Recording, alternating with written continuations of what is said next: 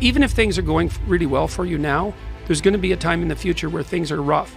You know, you're going to be ill, family member's going to be ill, a dream is going to fall apart, you're going to be uncertain about your employment status. Like the flood is coming, right? The apocalypse is coming. It's always the case in life. And you have to be prepared for it. And the question is how to prepare for it. And the answer to that is to find a way of being that works even under the direst of circumstances. That's the issue. It's things are going really badly for you. And that there's just chance associated with that sometimes. And you and the people around you are doing stupid things to make it worse. It's like, okay, what have you got under those circumstances? You've got the possibility to slowly raise yourself out of the mire. You've got the possibility to do just what the fighter does when he's defeated, which is to say, well, regardless of the circumstances that might have led to my defeat, like even if there were errors on the part of the referee, this is no time to whine about it. This is a time to take stock of what I did wrong so that I could improve it into the future. And that's the right attitude. You know, in the Old Testament, we must have made a mistake. It's never to shake their fist at the sky and curse fate. It's never that. The presupposition is, if things aren't working out, it's my fault. And that's a hell of a presupposition. And you might say, well, of course, you know, that underestimates the degree to which there's systemic oppression, et cetera, and the vagaries of fate. It's like it doesn't underestimate it. It's not the point. The point is your best strategic position is, how am I insufficient and how can I rectify that? That's what you've got. And the thing is, you are insufficient and you could rectify it. Both of those are within your grasp if you aim low enough.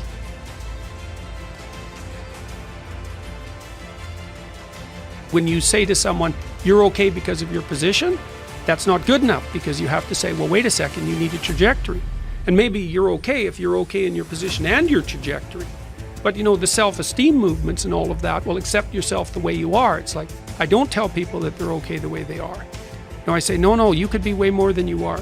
And they're relieved about that, you see, because if you're in a dark and terrible place and someone says you're okay the way you are, I'm having a terrible time and I'm hopeless. You're okay the way you are.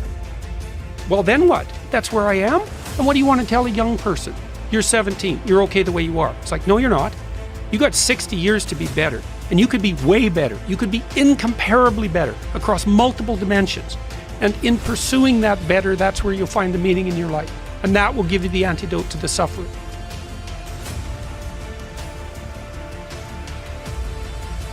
Well, I don't want to grow up to be that, so I won't be disciplined at all. Well, that's no good, because the way the potential transforms itself into actuality is through discipline. And so then you, as you said, this is the trick though. You have to pick a path of discipline. What path of discipline you have to pick is a different issue. The rule might not be follow this rule. The rule might be you have to follow some rules. So it's a meta rule. And the meta rule is you have to discipline yourself. And the issue is, well, how? That's not really the relevant question. You can pick a disciplinary path. That's why I often tell my clients, especially young people, they say, well, I don't know what to do. It's like, that's okay. Nobody does. Go do something. Do the best thing that you can think of. Put the best plan you have into practice. It's not going to be perfect, and it will change along the way, but it will change partly because you become disciplined pursuing the path. And as you become disciplined, you become wiser. And as you become wiser, you become able to formulate better and better plans.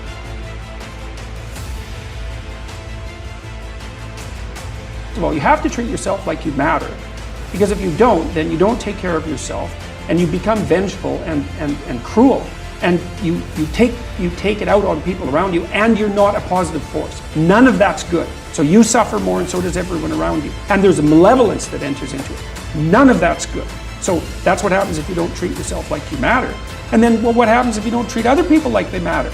Well, you lie to them, you cheat them, you steal, you enter into impulsive relationships with them. They can't trust you. That doesn't go anywhere. They don't like you. You end up alone at best, and maybe like incarcerated at worst. Like, that doesn't work. And so you watch the people around you who thrive, regardless of what they say. They act out the proposition that everyone matters. And then you have a functional society. If when you act out the proposition that everyone matters, you have a functional society, maybe that's evidence that that proposition is true. I think it's true. 99% of people that are not willing to do what it takes to make their dreams come true.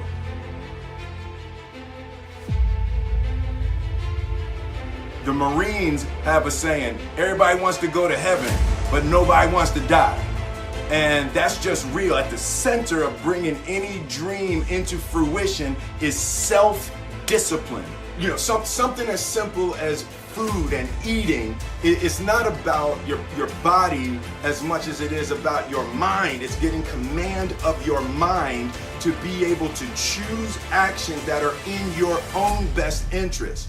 Every day, we are choosing shit that's not in our own best interest, right? So if the world is attacking you and the world wants to fight you and the world's trying to hold you down, so you're gonna kick yourself in the balls? So you're gonna stop yourself from getting what you dream. Self-discipline is the center of all material success. You cannot win the war against the world if you can't win the war against your own mind.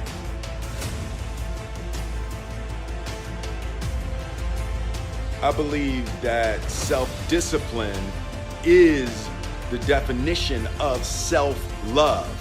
That when you say that you love yourself, that means that you have behavior towards yourself that is loving. It's like you say to yourself, hey man, look, I know you want to eat that pizza and it'll be really good, you know, but I can't let you eat that, man, because if you eat that pizza, you're gonna feel like shit. I love you too much to let you eat that. And I think the word discipline has kind of gotten a bad name. We think about it in terms of punishment. I'm not talking about discipline in that way. I'm talking about discipline in the sense that you forego immediate pleasure for the exchange of long-term self-respect. Self-love is when you say to yourself, I know you and that girl got a real connection. I know y'all vibe, but that's your girl's cousin. So I love you too much to let you do that. Self-love is, hey, look, I know you got a test on Monday, you know, and I know you really want to go out with your friends. It's Saturday night, you want to go out, but if you fail that test, you're not gonna feel good about yourself. You know, I love you too much to let you go out tonight. Self-discipline is self-love. If you wanna be happy, you have to love yourself, which means you have to discipline your behavior. The road to sustained happiness is through disciplining your behavior.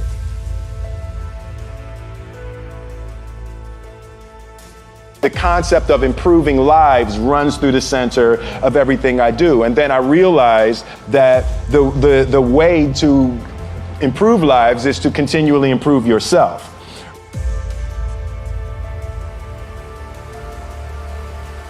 Fail early, fail often, fail forward. You know, it's always a little bit frustrating to me when people have a negative relationship with failure.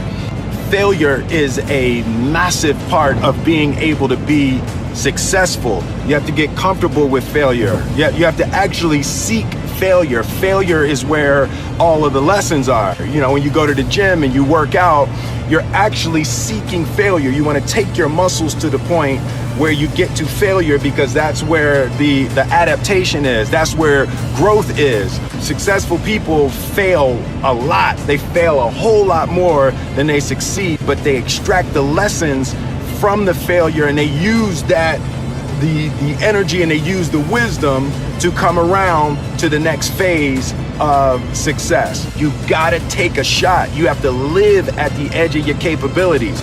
You gotta live where you're almost certain you're gonna fail. That's the reason for practice. Practice is controlled failure. You're getting to your limit, getting to your limit, getting to your limit.